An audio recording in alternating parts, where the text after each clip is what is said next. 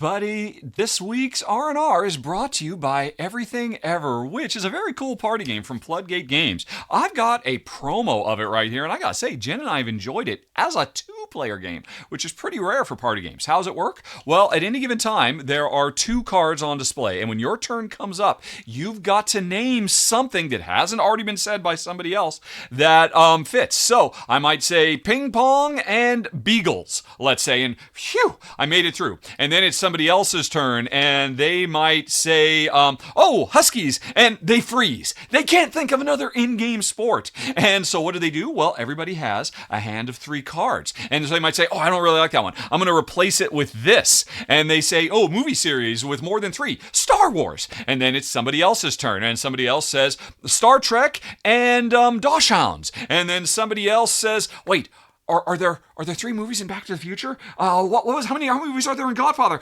Terminator, and Poodles, and so on. And it keeps going, and other people might freeze up, and so they change the dogs with every Bruce Lee, or what have you. Sooner or later, though, folks, somebody is going to be frozen, can't think of a word, can't replace it with something else, and then whatever they can't think of, they've got to take those as negative points. And then a new one comes out, and the game continues. It is super sharp, high tension, a lot of fun, a lot of laughs. But, don't take my word for it, folks. Well, I think you have a copy of this game, right? Why don't you all just play around and show the good folks just how much fun it is? Thanks, Richard. And yes, we do have a copy of the game here, Everything Ever, as we can see. Welcome, folks, to the R&R show. My name's Ruel, hanging out with Chris and Ray, as usual. Yes, it's a time for celebration. Thank you for that, Chris. I love that you do that every single time. It never gets old, my friend. This is awesome. Everything Ever. I've got a copy of the game here, and we're going to play around just like Richard said. You're going to have 2 cards here. Now, obviously, in real life, Chris and Ray would have 3 cards in front of them, but we're playing this virtually to show y'all how fun it is. The first 2 categories here, everything that comes in twos, and then everything Jennifer. So either Jen or Jenny, and you're going to name that. And let's see, we'll just go in order of the screen here. Ray, I'm going to have you go first. And if you can name those things, then we'll go to Chris, and then we'll go to me. And we got 5-second timer. Hey? Yes, we'll do 5 seconds. 5-second timer? Let's do it. Yeah, supposed to be 10 let's not seconds. even do 10. We'll do 5. Yeah, we'll do 5. Yeah, all right. let's do 5. Let's ratchet it up. Okay. I hate this that I put it. And if we shout card, then it's like we're playing one of our cards. Correct. Right? And I'll just draw one from the deck here. There's a ton of cards in this game, folks. And then we'll pause and you'll tell us, because it's hard for it's a little hard for me to see on our backstage view, because we can see all of us. Exactly. Okay. So we got everything that comes in twos and every Jennifer. Okay. All right. I go first? Yes. Yeah. Okay. Socks and Jennifer Lawrence. Boom. No. Gloves and Jennifer Ham. Oh, Jen Ham. Nice. Okay. I'm gonna go with Jennifer Lopez and things that comes in twos. Oh my gosh. 5, 4, 3. Did we say socks or gloves? Yeah, we did. I said We both. said both of them. Oh my God. Both the things we said. Okay. So I have missed. So I would draw, or I guess I should have said card, so I can replace this one. So that's what I'm going to do. Yeah, say cards. So I would have 3 cards in my hand, but again, we're just doing this. I'm going to go here. Hey, every dog movie. Okay. So every dog movie, every Jennifer. So I will say every dog movie. So there is a movie, was it Air Bud is the dog movie I can think of. Okay. Oh God, that's the only dog movie I can think of too. So I'm going to say card. Give me something else. Okay. I can't do it. Not Air Bud 2 World Pup. Not Air Bud 3 Most Valuable I guess I Pup. done like I did. Not Air Bud 4 Air Bud Plays Frisbee. Chris is an expert on Air Bud. Every band or musician with a food in its name. Every band or musician with a food in its name. Wow. Oh God, that's so much harder than it. 2, 1. The Cranberries and Jennifer Nice. Aniston. Nice. Get it away from me. Did you say Jennifer Aniston? Yeah. Okay, because that was my Jennifer. Suck. No. I was trying to see. I'm gonna not cheat with chat, but I'm saying Red Hot Chili Peppers and I'm saying card. Yeah, I got a high chat as well. And are you saying card for Jennifer? Yeah, I'm saying card for Jennifer. Every I tree. Every tree, Chris. The larch. The large? What? Really? That's a tree? Okay. Yeah, it's a larch tree. Okay. It's a bit poisonous, Okay. and it's a bit from Monty Python. Oh, okay. Nah. So back to me. Larch, when they try to I identify will say trees. for every band or musician with a food name, Pearl Jam, right? Jam or jelly. And then tree, obviously I'm going to go with the one on the card here, palm tree. Okay, I'm gonna do Oh, that's pine really tree and smashing pumpkins. Wow, nice. Yeah. Oh my gosh. Oh, that's really good. That's You, excellent. I Uh, came up with. Oh, I'm gonna say Fine. Hold on. birch tree. Did we say birch? Birch is good. No, we said birch, and then I'm gonna say the chaotic blueberries. Okay, is that a real band? Come on. Yeah, yeah, it's totally. A I've band. never heard of it. It's my Okay. favorite band, the Chaotic Blueberries. Oh, they got great music. No, They're like no, folk punk. I That's call so it. fake. Absolutely not. Absolutely not. So I'm calling shenanigans. So what you would do, first I would say, okay, I'll allow it, but watch yourself, counselor. And then if we do a second one, then you're out of order. Yeah. Chaotic blueberries. Oh, you guys, you all cut out there for a second for me. Yeah, right. Were you saying something not about the chaotic blueberry? Because you cut out for me. Yeah. So well, look it up. Look it up. Okay, we'll look it up. So what we're gonna do, just for sake of we're playing. So if you could not think of anything, then you would take the stack of cards as a penalty. Okay, and then later on, if you played something where it had both clues or both categories, something that played in both categories, you get a bonus, and that means the penalty cards, you can get rid of one. So that's how you get rid of your bonus, your penalties. And that's the game, folks. That's everything ever from our sponsor, Floodgate Games. So there you go. I like that. That's a lot of fun. It's a lot of fun. I really wanted to get something that matched both, but it's hard. Those were super hard. Yeah. That's tricky, but really I love hard, that man. mechanic. I love that idea that it's two separate pieces of trivia, but if you can happen to think of something that is technically an answer for both, so cool. I think that's really clever and really cool. And I'd love to play this in person to get. And I kid you not. Okay, I literally feeling. pulled the next card off the deck. I got to show this one to Chris. This is every William Shakespeare play. Come on, game over. Come on. Game over. I got all 39, baby. Exactly. But hey, thanks again to Floodgate Games for sponsoring our show today. This is episode 85. We're going to be talking about the top 12 spring games because by the time you see this on YouTube, folks, spring will be here. Winter is over. It's the season of renewal and growth, and I don't know what else it's... what did Shakespeare say about spring, Chris? I got to put you on the spot here. Well, he said, now is the winter of our discontent, made glorious summer by this son of York. But that's, Words to doesn't live hit by. spring, so... I have that tattooed, actually. Do you really? No, come on. No. I have that exactly with Chris's and pauses, like the dot. Yeah. Raise a fan. Nice. I say? Raise a fan. Nice. Well, in the spirit of that, why don't we get to the list? We're going to be doing our top 12 spring games. By the way, folks, we do an extended edition of the show. We do this live on Twitch, and we had a lot. Speaking of shenanigans, we had a really good time before the show. So be sure to click on the link below to see us play a really fun game. And Chris and Ray were amazing, and you're gonna see all the shenanigans on the extended edition. But we're here for a list of top 12 spring games, and we're going to kick things off with our Shakespeare quoting friend, Chris. What do you have for us? Let me tell you, my number 12 is Power Plants. Power Plants is by KDBG, and this is great because I'm definitely not doing this for a second time. I'm doing it the first time, and I won't stumble over myself this time. Power Plants is awesome. I played this with a good group of gamers who have played a lot of games before, and now I've also played this with gamers who have really not played any games at all, and it is hit in both cases.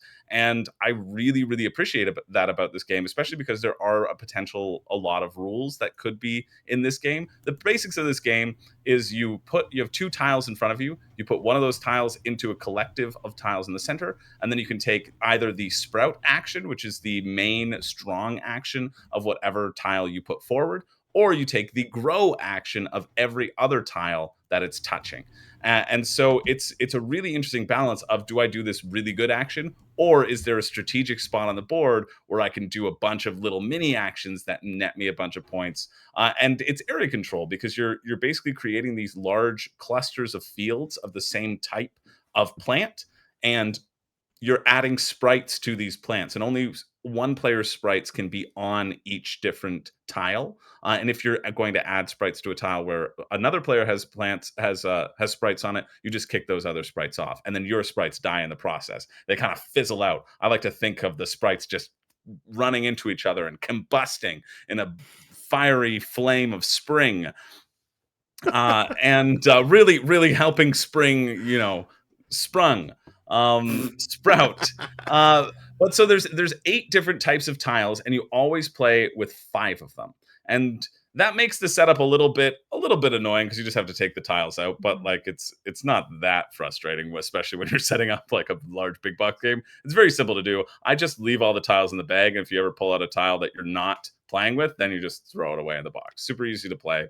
And each one of those plants has a different action, and there's also an alternate power as well. So altogether, you have 16 different powers of plants that are meshing with each other. You choose 5 for each game, and they all kind of work uniquely.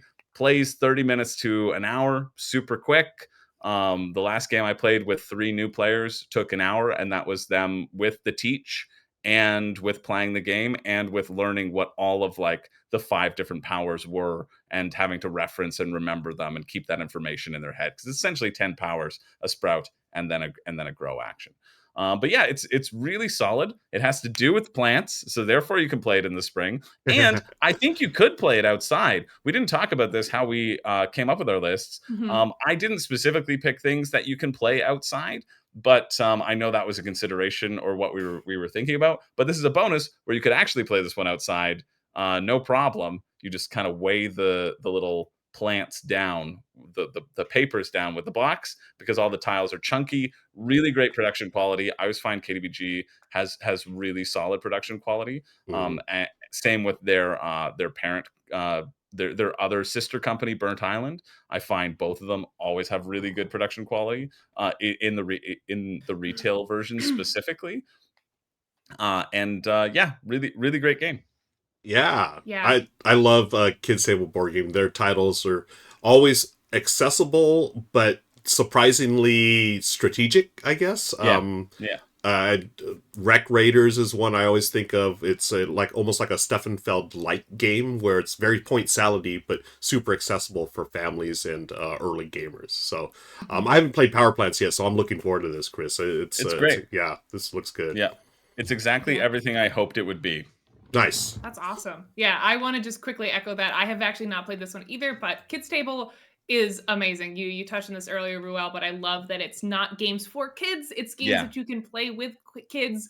And Chris also nailed it with the production value is so much nicer than it needs to be for a kids game. And I love it when publishers go that extra mile when they don't have to. Like these, I can tell just from the pictures that those tiles are like nice. Yeah. And they don't have to be, and I love that they are. That's just it's so, I love that they do that. That's consistent across all of their games. Their production quality is just amazing. For sure. Agree. Yeah. Cool. Awesome. Great way to kick off the list. Let's go on to number 11. I believe that's going to be my choice this time. So number 11, this is a game from the second big box game, I believe, from a designer who came out with a huge hit. Little game you might have heard of called Wingspan. Elizabeth Hargrave. The choice I'm putting on our list is for number 11, Mariposas. This is about the monarch butterflies, and it's a race game. Basically, you're racing to get your monarchs from Michoacan all the way up north through from Mexico to the U.S. And I forget exactly where they learned, but fun fact, I went to the University of California at Santa Barbara, and we had the monarchs stop off there. There's an actual preserve there. Yeah, so in this game, what I loved about this is, remember in Wingspan, you would get fewer actions per turn. Well, here in Mariposas, Elizabeth Hargrave flipped that. So you start with, I think, 5 actions, and then by the third round you have 7. So you're increasing actions here. And what you're doing, you're playing your action cards, moving your different butterflies, which have different values. You're trying to get them to way stations and other points of interest on the map. You're going to collect points based on where they are. There's some set collection in this, and I really enjoyed this game. I felt like it was overlooked, and I really think it was overlooked just because it wasn't Wingspan. People had certain, expectations, I guess. One of those like, oh, how can this sequel or the next game from Hargrave ever meet the expectations of Wingspan? And unfair or not, I feel like that's what happened. Folks, if you haven't played this, give this a shot. It's a wonderful game. I was, as we were coming up with this list, I was thinking, remember Pulp Fiction by Quentin Tarantino? That was like the one that put him on the map. The movie after that, people expected another Pulp Fiction, but he gave us Jackie Brown, which wasn't as well received. But you know what, folks? Go back and watch. If you're a fan of Tarantino, go back and watch Jackie Brown. It's a wonderful movie if you like that style movie. And I think Mariposas is similar to that, where I think people sort of overlooked it, but it is a wonderful game. And I don't know how I got on Tarantino being Hargrave, but somehow that's where we're at. No, and I think that's a really good comparison. Thanks. I can totally back you up there that I also saw that happening. And you can see now with like Faku Experiment and other, like, I think Undergrove is also a new Hargrave game. Like those are getting more people are now. She's not just the Wingspan designer, but she was for that moment when Mariposas came out, and now she's established like a roster of games that she's worked on, and we expect new and different things from her. But yeah, absolutely. I saw that happening as well. So you're not crazy. This got massively overlooked, and I think that's probably a little bit of why that happened. Awesome. Well, yeah, thank you for backing me up with that. As I was saying, I was like, what am I really talking about? Am I being crazy here? No, I got what you're going for. No, it's a great comparison. Thank you. Plus, with all the blood that's in all of her games as well. I know, that's the other thing. It's not as gory as you've come to expect. Yeah. And all the F-bombs from Samuel Jackson in the game as well. Yeah. Just like the cards, if you read the flavor text on any Wingspan card, it's like, get these birds off of my plane. Blankety blank, yes. Butterflies, blankety blank, yeah. So that's our number 11, folks. Let's move on to our number 10. Ray, you've got this one for us for our list of top 12 spring games. Sure. So this is a game probably everyone's familiar with, so I'll keep it somewhat brief, but this is Cascadia. This is an award-winning tile-laying game about creating various habitats in the real-life location of Cascadia that has all these different beautiful different terrains you can work with. So you're going to be drafting tiles from a main market along with little animal tokens. And you're going to be doing kind of 2 different spatial puzzles here. You're going to be trying to connect pieces of terrain together, like similar terrain tiles together. So mountains to mountains and deserts to deserts.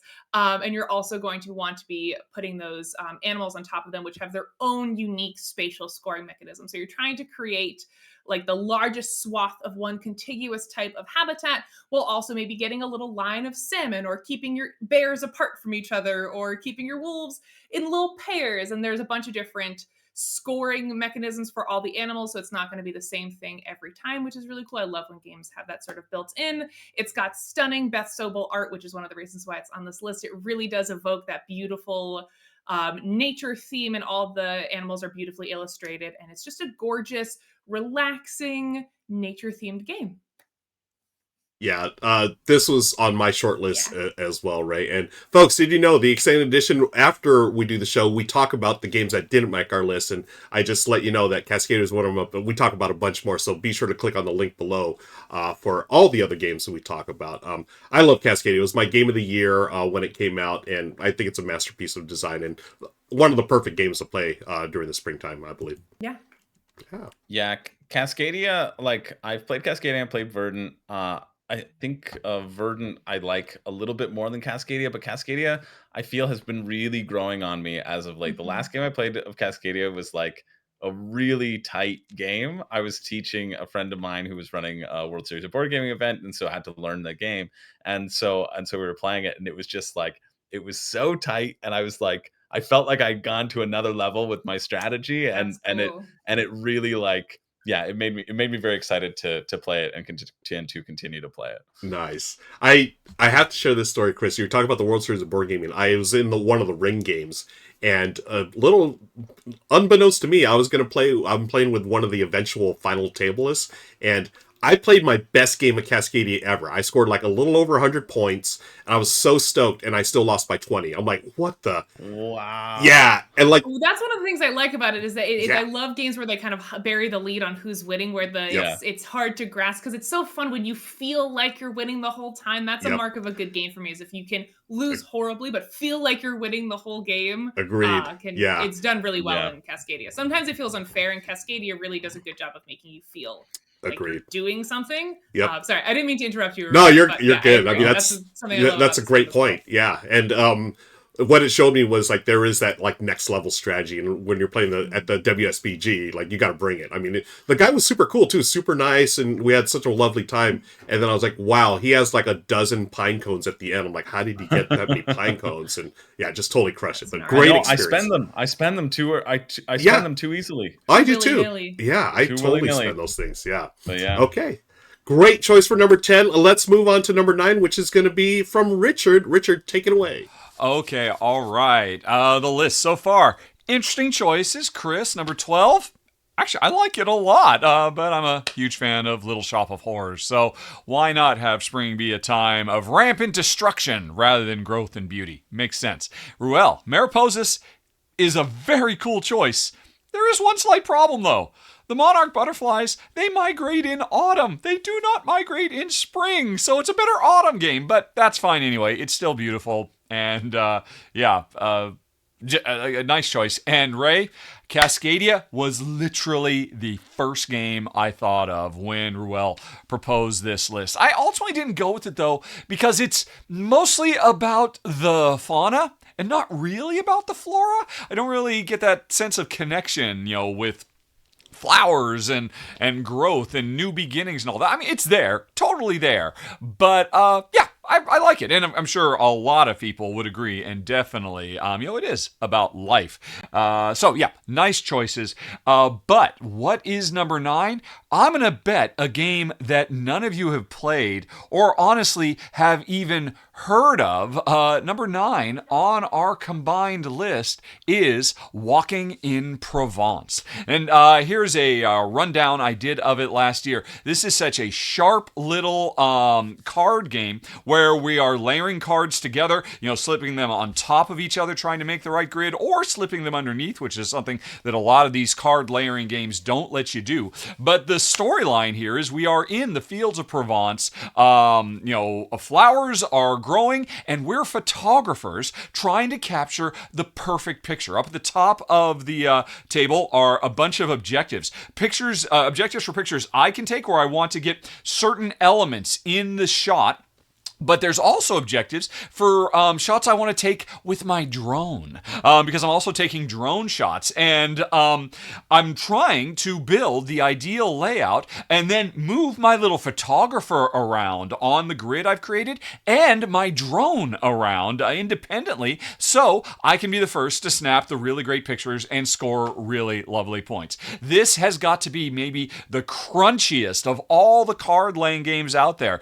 Games like Nemalia or Hanging Gardens or whatever. And it's a beautiful game too. Very simple with all the fields of flowers and local landmarks and all of that, and just absolutely brilliant. I'm a huge fan of it, and I hope more people discover it. Number 9 on our list, Walking in Provence. Yeah, Rahdo, Richard, you got me there. I have not played Walking in Provence, but I looked at the designer of the game as you're doing your little rundown there. He has been responsible for some really great games. The first 2 that I see, Mystery of the Temples and Walking in Burano. These are all small box games, and I've really enjoyed them. So Walking in Provence looks really cool. I love that whole card laying, I guess you technically call it, but sort of like Nemalia with the different ways of scoring. But yeah, looks like a good one, and I can't wait to actually try it. Yeah, he stumped me. I got. I've never heard of this before, but I love that taking a snapshot and like being able to like layer it reminds me Yeah. a little bit of like Perfect Picture that Arcane Wonders did, where you're trying Yep. to like get them in the right, like I like that a lot, but obviously like cleaner and simpler and smaller boxed. And yeah, it's Yeah. a great pick. I really want to try that. That's a mechanic that I really enjoy. Same. Yeah, seems cool. Yeah. I've never even heard of the other ones that you mentioned, Ruel. Yeah. Yeah, definitely check those out. Let's move on to number 8. Back to Chris for this one. All right. Well, number 8 is what I often tell Richard when he disparages my picks, and that's Scram.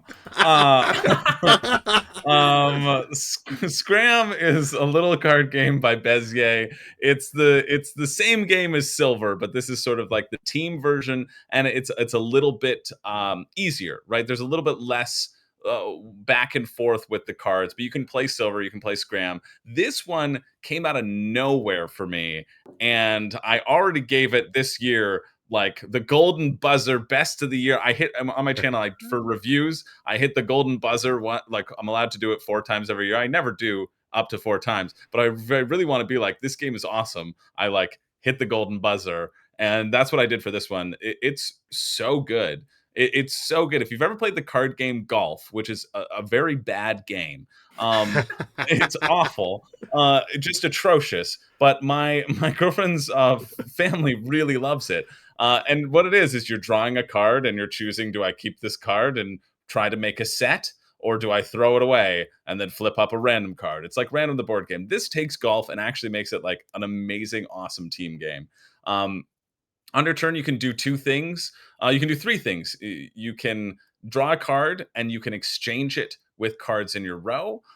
You can discard it without doing anything, or you can discard it and do its ability. And so the abilities are stuff like look at a card or flip over cards or etc. And the key about looking at cards or flipping over cards is that when you're exchanging, if you know you have multiples of the same numbers, so say I have 2 8s that are face down that I've managed to look at in previous round, I'll be like, great, I'm going to exchange the card I just drew for these 2 cards. And then you flip them up. You're all trying to get the lowest amount of points. Get the least amount of critters in your backyard camping. And additionally, if your partner also has the same number, you can swap out theirs at the same time too. So it's like this really great back and forth communication of like, okay, I'm helping you look at stuff. Now I'm looking at stuff. I know what that card is, trying to get down in the fewest number of turns as possible. And then when you think you have the lowest score and you have like 2 or less cards, you say Scram, which 20% of the enjoyment for sure comes from that. But I had even forgotten that part when the first time I was playing it. But now it's an integral part of the teach. You say Scram, everybody else gets 1 more turn. They might like draw 13, which they can put into your campsite. It's a skunk or whatever. And if you have called it and you and your partner have the fewest amount of points, you get 0 points. And the opposing team just gets all of their points. And after the end of 4 rounds, the person with the lowest points wins. It's awesome. It's like, wow. It's so good. It shouldn't be good.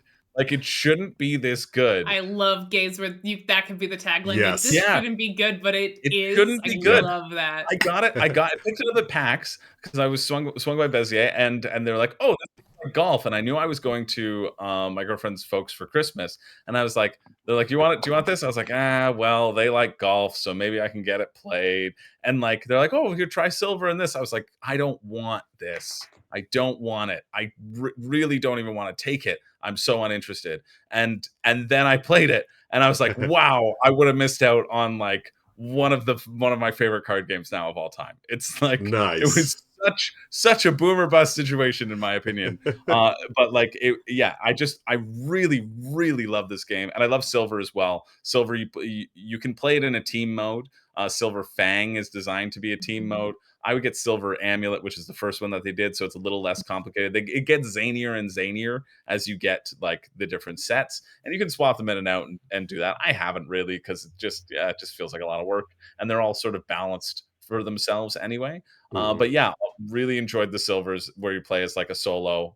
Generally, you play as solo, and then Scram though has the cute critters, and I love the art style. I love that it's a little bit more pared down. Not every card has an ability. So, you keep the lower ones and you have the ability on the higher ones. It makes it a little bit more accessible and easy to pick up. Was a huge hit for people who like enjoyed the card game golf and like aren't huge gamers.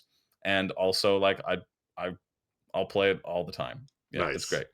You know, you mentioned the game golf, and before I got into modern board games, Chris, I may have spent way too many hours of my lifetime playing golf. It's the solitaire game, right, where you're just matching the cards up. Is that right? Yeah, I mean, you can play it with a bunch of people, but you have like 9 cards, Yep. or you have 8 cards. There's a couple of variations. Yeah. You get to flip up 3 to start, Yep. and you draw a card, and you're trying to make each one of your columns the same number, so then it cancels out. Yeah. Yeah. And so, you want to get the lowest points, yeah. Yeah, so I know exactly the mechanism you were talking about. So, and this looks really cool. I would totally play this with the extra abilities, the cute art, and now I'm sort of kicking myself that I spent so many hours playing that card game golf. Well, Scram wasn't around. Scram, like Silver has been out for a bit, but Scram just came out last year. Oh, okay, so, cool. Yeah. Excited to try they did it out. as like a pared down, great team version. Mm-hmm. You can play 2v2 or 2v2v2. Nice. Awesome. Sounds great. Cool. That is our number 8. Let's move on to number 7. It's back to me. And hopefully Richard doesn't roast my choice here. I remember what you said, Richard, about my last choice. I'm not like I'm going with the butterflies. They start in spring, so that's why I chose the game, even though. There you go. Stand up for yourself. I'm standing for myself. Thank you. It was a great choice. Oh yeah, it was better than walking in Provence or whatever. Whatever that is. Yeah. Or whatever Richard's next 2 picks are going to be. Exactly. Thank you, friends. But let's move on to number 7. This one, for me, really captures the theme of springtime. It's a game that's actually going to be coming out. Again, they've got a second edition coming out. Game called Lotus. This is a gorgeous game. I always love seeing this one. Has like table presence for days, and what you're doing is you're playing petal cards from your hand, and you're creating the little different flowers. You have the lotus flower, you have orchids, tulips, and whatnot. And it's set collection at its heart. You're trying to collect the same, petals, different numbers of petals for different flowers. So some will have you collect 4 of them, others 3, 5, 7, etc. But here's the cool thing. Once you collect those, you'll take those for points, but there's other ways to score points, mainly through area control. And this is what always surprised me about this game. You have little bugs, for everyone has different bug meeples, and you're going to place them on the flowers, and whoever has the most when that flower is complete will gain extra points based on those bugs. And when you complete a flower, not only do you get those for points, but you are going to get extra abilities. So you unlock things like, hey, increase your hand size, or you get a bonus bug that'll give you 2 points rather than 1. And it's another one of those games where it's super easy to get to the table because I just taught it in like a minute here, but it has a lot more gameplay than you expect. It scales well, 2 to 4 players, probably about 30-minute game, and I've always loved it. I'm super excited for the new edition because I think this game has been out of print for a while, and I always loved it. Michelle and I played it a ton when it first came out years ago, and we still have our copy, but I'm wondering I don't know if they should change the art. I love the art. It's got, again, great table presence. You're literally building flowers and then picking those up so you can build others, but very snappy game, very a lot more strategic than you think, and that is why it's our number 7, Lotus.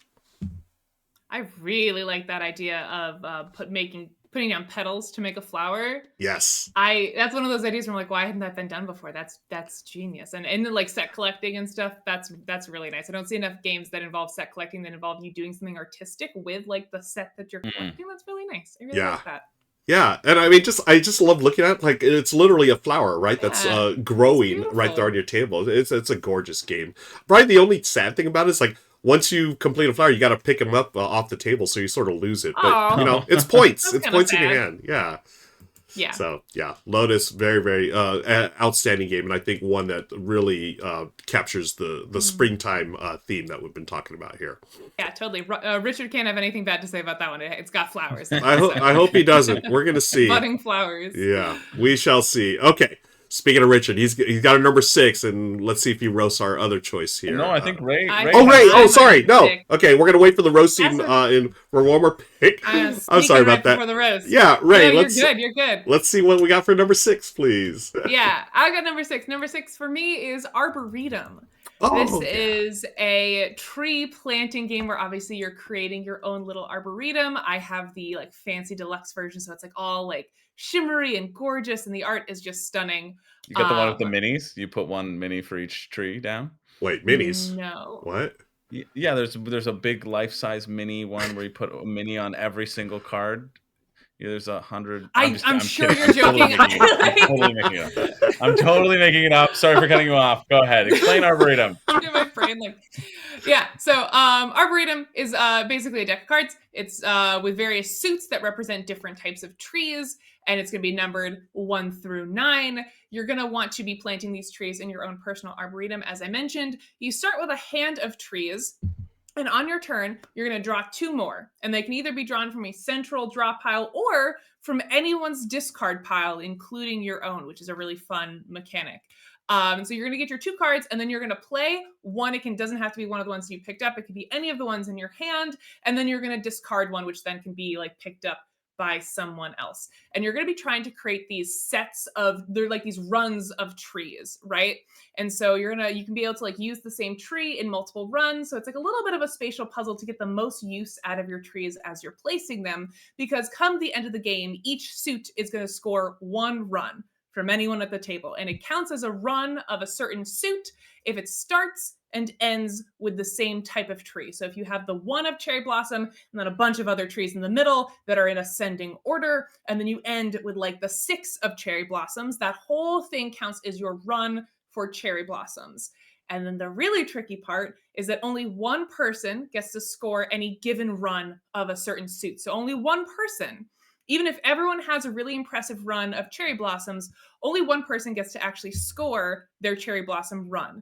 And the person who gets to do that is the person who has the highest value of cherry blossoms left in their hand. So as I said, their cards are numbered 1 through 9. You add up the value of all the cherry blossom cards that you have left in your hand. And if you beat the other people at the table, then you get to score your cherry blossom run. So it's a very interesting balance of wanting to make your run big and worth it and trying to fit in as many trees as you can. And again, using those trees for multiple runs because the game is not very long, but also hoarding enough of that suit so that you can actually score it. And it's this is not for everyone. I will say that. It's very card county. There's a lot of like, you need to know if the 9 of cherry blossoms is buried or if someone has it in their hands, or the 8. I think it's 1 through 8 actually.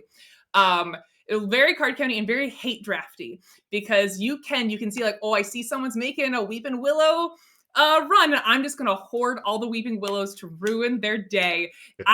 Maybe not everyone plays this game this way. I've been learning lately that I play games more aggressively.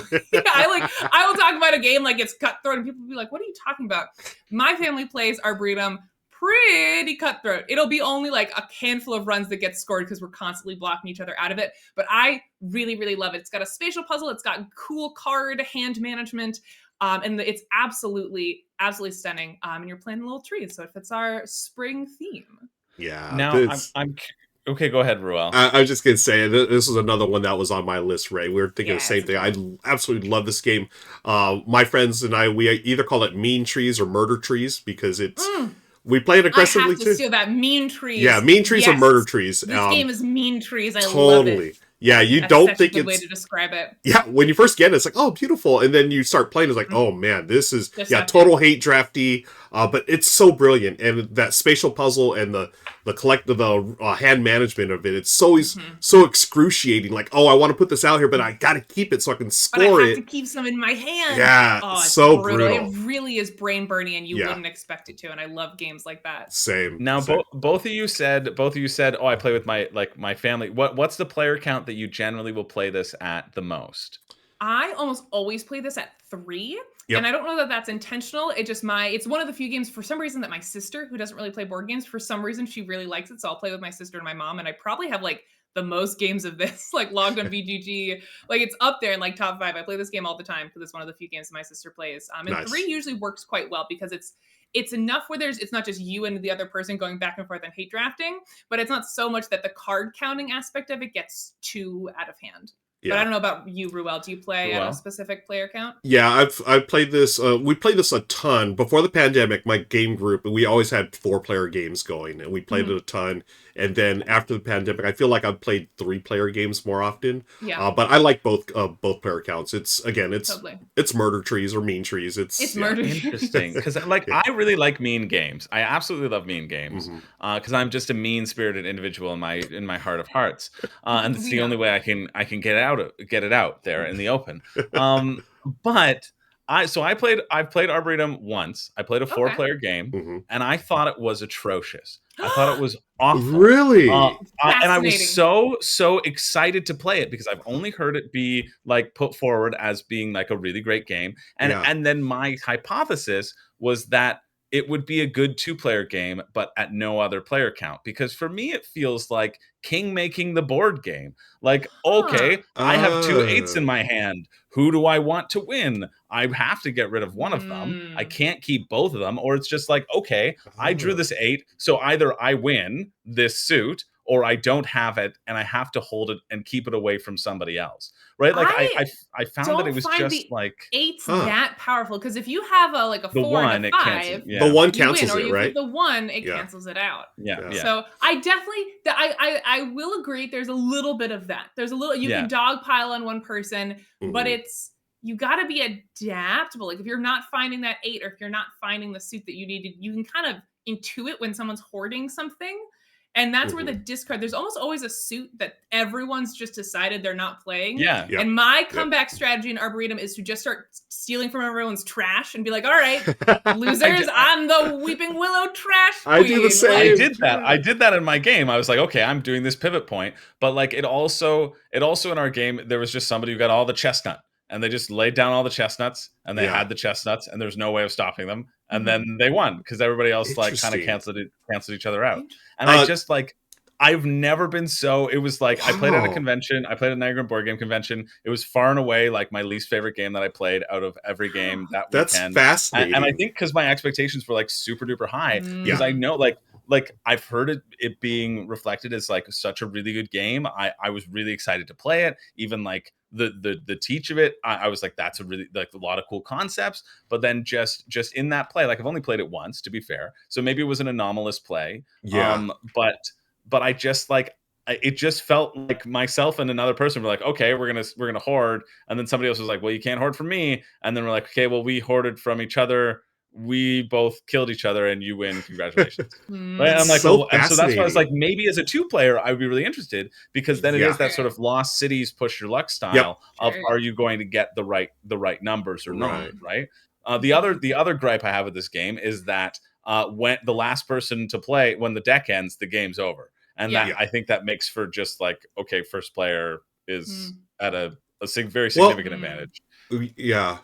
Oh man. Okay. Let me ask you this: did you guys? Oh my God. Like ready. Well, first of all, did you guys shuffle the cards? Like you shuffled them, right? Yes, we shuffled the cards. Because usually there's like a lot of different trees that come out. No one just like keeps one. But no, it's true. Well, like they just happen to get the chestnuts when they drew off the top. So interesting, right? Yeah.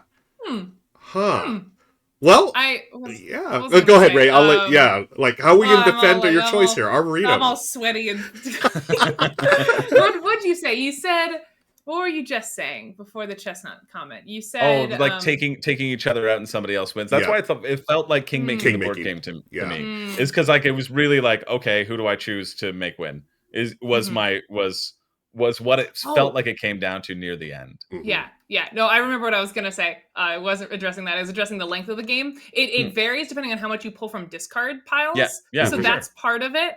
But I can see what you're saying about king making. And I definitely... I think for me, the reason why that element doesn't bother me as much is because the game is quite short. King making bothers me. It's an exponential curve for me. King making bothers me the longer I've invested in the game. But I'm gonna say that's kind of valid. Let's maybe play it at a con, and maybe you'll hate it less. But I'm not gonna like go to the mat on it. I have had fun experiences with it because I don't mind that kind of gang up on one person. But I think it's a valid critique Absolutely. I've never heard anyone like express it like that before, but I'm gonna say, Chris, that's valid. That's fair. Oh, totally fair. That's Totally fair. fair. Yeah. Yeah. Okay. It's hilarious though that Ruel and I love it, and you hate Yeah. it. Yeah. I Like, feel I like think both it's of us are great. in such Yeah. agreement. Yeah, I like the drama of Chris' like terrible picks. You know what? I'm gonna hate your next picks too. Do it. I'll hate yours too. Well, let's see what Richard's going to hate on during his All right, let's explanation do of number 5. Richard, let us know what you think. What you got? Okay. What do we got next? Chris, Scram. Don't know anything about it, never played it because it's a 3-player minimum game, and I like playing games with my wife, and just my wife, quite frankly, because I'm an antisocial so-and-so, so don't really know anything about it, but looking forward to watching this video so you can explain it to me. And, well, Lotus. Certainly a beautiful game, but geez Louise, this game is cutthroat, at least as a 2-player game. Honestly, Jen and I could not keep it. It was just way too in your face for our taste. And hey, while we're at it, Ray, number 6, Arboretum.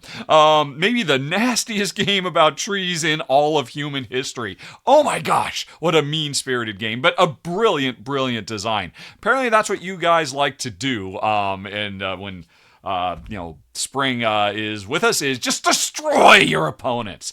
Anyway, that's not what I'm about. I'm going to talk about number 5 on our combined list, which I am so in love with, Windmill Valley. And I'm cheating, because this game has not come out yet, which is why I am referring to a Chinese channel, Xiantian. There'll be a link for it down in the show notes if you'd like to check it out. Apparently, they've got the first copy of this anywhere in the world, and this is a game about tulips in bloom.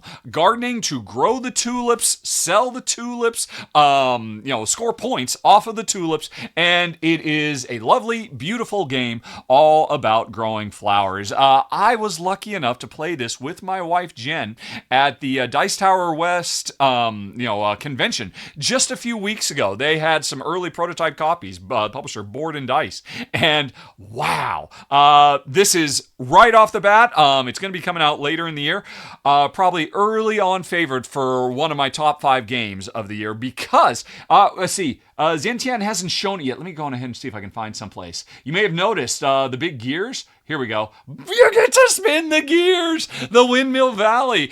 Each player in front of them has 2 windmill gears that you upgrade over time. You can put new tokens in them, and at the beginning of every one of your turns, you rotate this thing a variable amount based on the speed of the rivers, because players can control, open up the dams and whatnot to let more or less water through, and that determines how far you're going to rotate both of these wheels. And you're trying to rotate them to get them to the upgraded spots that combo really well together, but other players are maybe speeding up or slowing down the rate of water, and so that's something you have to deal with. All of this is so that you can, plant the right seeds, to harvest the right tulips, to sell them at the market, and score lots of points. There's a lot going on, like Danny Garcia. Oh, did I mention this is from designer Danny Garcia, who is fast becoming my favorite? He might eclipse Feld at the rate he's going. Arboretum last year was amazing, and the other one from it's right up there. Barcelona.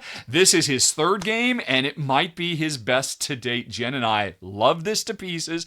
People will be able to get to play it a little bit later in the year, but this was a great way for us to ring in spring. Number 5 on the list, Windmill Valley. Okay, so Richard's roasting our picks, and he's picking a game that's not even out yet. Come on, Richard, that's not fair. I want to roast you, who would do that? That's so weird. Yeah. Well, is there something coming up? Yeah, God, what a weirdo. Yeah, let's really cast stones. Ray, do you wanna cast a lot of stones? Yes, Ray, please do. The Windmill Valley looks cool. I love the fact. Yeah, it looks really neat. And Danny Garcia, yes, Barcelona folks. If you haven't played that one, check that out. I'm looking forward to Windmill Valley, and I don't have anything to say other than I'm looking forward to playing it. Yeah, I will say the gears. Ooh, baby! Yeah, I love that. I gotta say, I like Zolkin quite a bit, but the theming of the gears makes no sense. The Mayan calendar didn't move. It's like it was a slept on kind of theme concept that's cool, but doesn't make time any sense. progresses. Makes sense. This is a genius way to implement that gears that hasn't really been done. Zolkin is really the only one that comes to mind that really does that. And I'm really excited to see that mechanic being continued on with new and better themes, in my opinion. So I'm very excited about that. That looks awesome. Same. I just love the tulips. I love the color palette. It's pretty. Gorgeous game. It is Absolutely. a pretty game. Cool. Yeah. All right. Let's get back to the list. Continue here with Chris with our number 4. Well, my number 4, I didn't realize my shirt that I was wearing is kind of related to it. Oh, nice. I got all these little plants. Beautiful plants shirt. Coming up from a typewriter. It's not coming up from the typewriter, but it's got to do with plants. I've already talked about it a little, and that's because it's Verdant. Nice. Verdant I do like more than Cascadia. I still like it more than Cascadia, and I think because there are more ways to get points. I like that there are more paths to victory. It isn't just the 2 tile laying that you have to consider. You're considering set collection. You're considering like end of round goals. You're considering different placement of things. All those different scoring conditions that were just on the screen.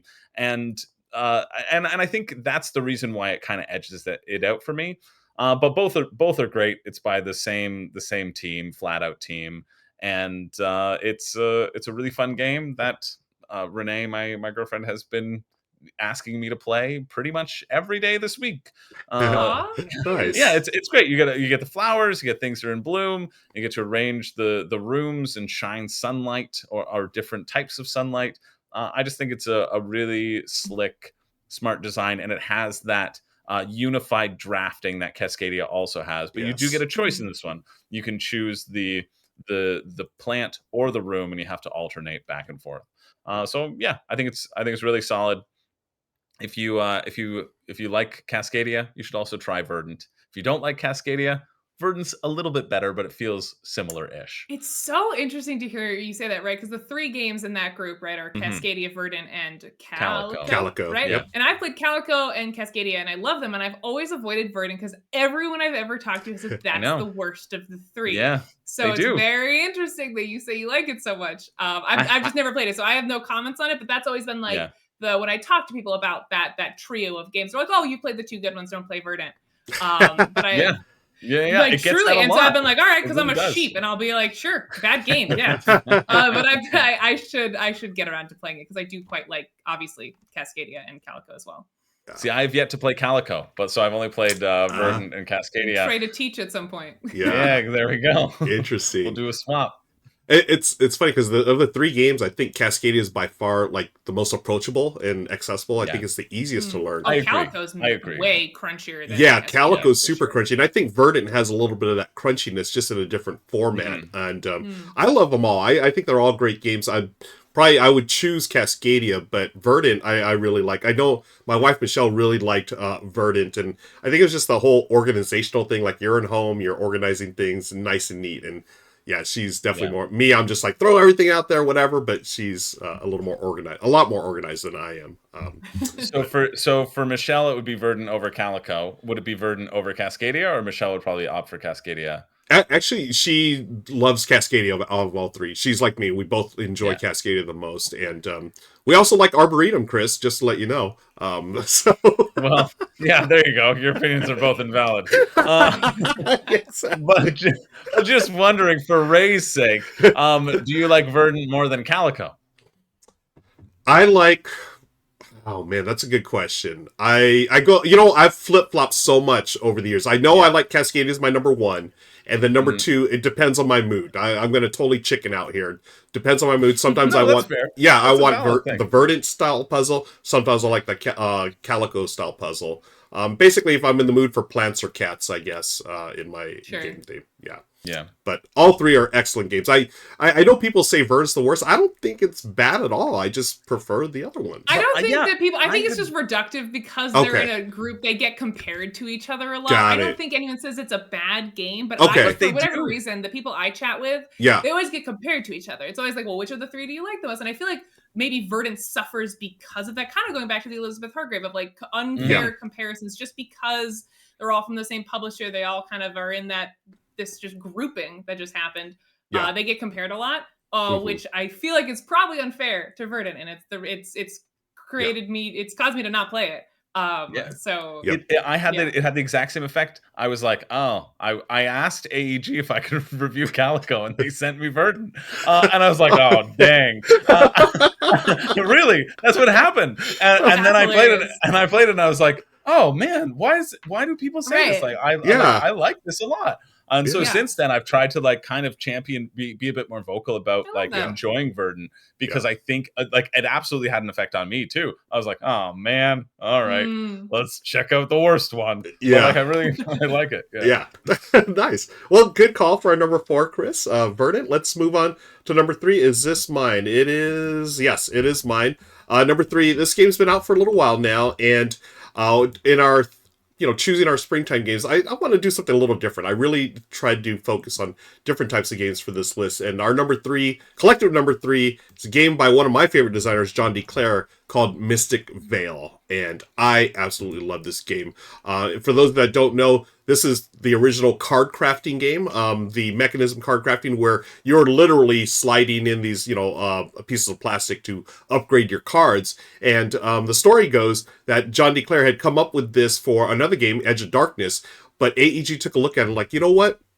Because this is such a brand new mechanism, we need to teach people how to card craft. So they slimmed it down to Mystic Vale, and it's card crafting at its purest form. It's streamlined, and basically what you're doing is it's got a little bit of sort of like deck building, but you're leveling up your cards, and it's got a little push your luck because you're trying to get all of the, I guess it's mana and also certain symbols to get more cards and more upgrades. And at some point you're going to bust because there are things called, I think they're called spoil tokens or icons. And if you spoil, I think it's 3 or 4, if those show up, then you have busted. You'll get a little makeup, some makeup for it, but on your next turn, you can push your luck again and try to get those. And it's a race to, I think it's 30 points. I forget, but it's a race to a certain number of points, and you're collecting different sets of cards, different icons, and you're doing this through the card crafting. I fell in love immediately with card crafting. I thought it was so cool to do that. You start with, I think it's 15 cards, and that's the only cards you're going to get throughout the whole game, but you're just leveling up by adding the plastic pieces, and those cards get better as the game continues, but at the same time your opponents do it as well, so it's a race to get the most efficient cards out there, and hopefully you'll score the most points. But the theme itself, it's a theme of renewal, right? It's in this fantasy world, and you're renewing just like spring does, and you're going out and doing things with card crafting, folks. I love this game, and I've got all the expansions. I've got the big box up behind me. It's a game that I haven't played in a group for a while. They had a solo, I think, was it a fan-made solo thing or whatnot? But anyways, I love Mystic Vale. That's why it's our number 3 for our springtime games. Yeah, great. I like the creativity with the theme incorporation on this one, and it's also just this game. It's so cool to see a game that invented a mechanic that holds up. A lot of times, like a game will invent a mechanic, and then the rest of the industry will run with it and iterate on it. It's really cool to see that this really did. Yeah, really does hold up. Yeah, it's a great pick. Yeah, I was I know he's got Dead Reckoning that uses this, also Edge of Darkness. I got a sneak peek actually at the World Series of Board Gaming of his next one in this line, which looks freaking awesome, but I don't know if we're supposed to talk about it, so I'll just leave it there. Yeah. And then there's a game, y'all can help me with the name of it, but it was a game about painting, and you would paint... Canvas, yeah. Which that's the only other one I can think of that uses card crafting. And I thought Canvas was awesome. And as a gateway to card crafting, I would actually choose Canvas first. That's a beautiful really game. Good. Yeah. So, yeah, that's our number 3. Mystic Vale. Oh, we've got 2 more games. And Ray, you've got our second on the list. All right. I'm going to be a dirty little cheater and pick a game that's not out yet. Oh, boy. Boo. I know. No, I'm not going to boo you. I've played this game, and it's great. Yeah. It's great. My number 2 is Gnome Hollow, which I have the pleasure of getting to play early because I work at the op. And this is, oh my goodness, when you said springtime games, this was just the first thing I thought of. In this game, you are It's a tile laying game where you are gnomes who are trying to create little circles of mushrooms and flowers. On your turn, you're going to draft 2 tiles from a market that are going to have these little, like a little fragment of a mushroom ring on a hexagon. And you're going to place it on this in the middle of the table, and it's going to create this ever expanding communal garden of mushrooms.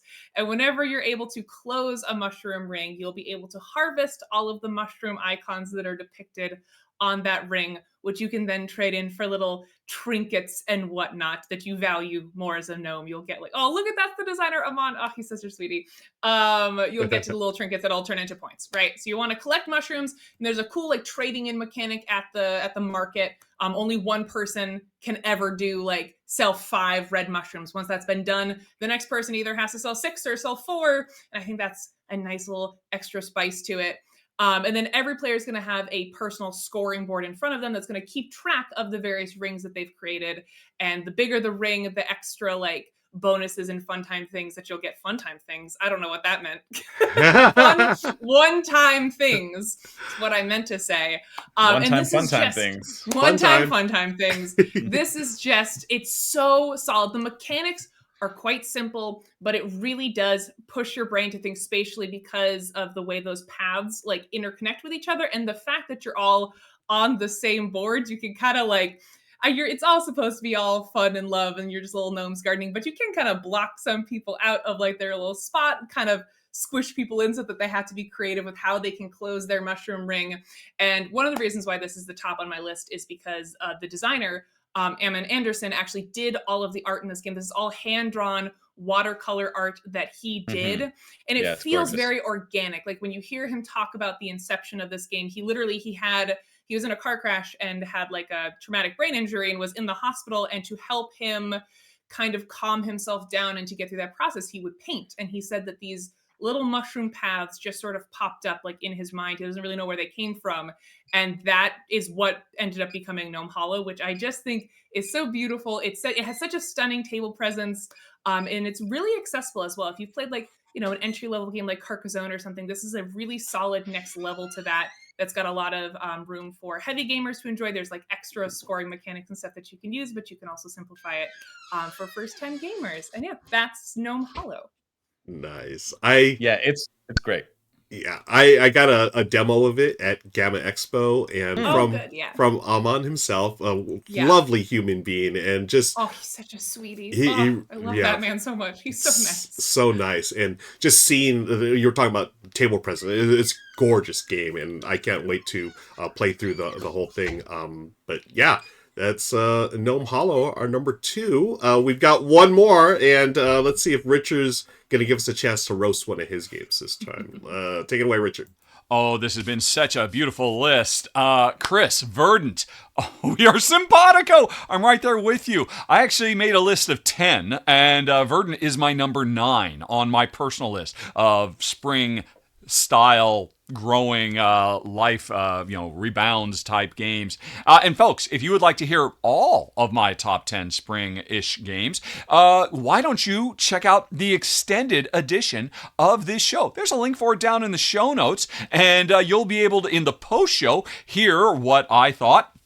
And I'm sure Chris and Ray and Ruel will have a bunch of extras as well. So, run, do not walk to the show notes and jump over to the extended play as we have a bunch more games to tell you about, including Chris's excellent choice, Verdant. And let's see, what else was there? Oh, Ruel, Mystic Vale. That's brilliant, man. It didn't even occur to me. But of course you're right. It is all about tending gardens in a kind of fantastical setting and watching life grow and protect it.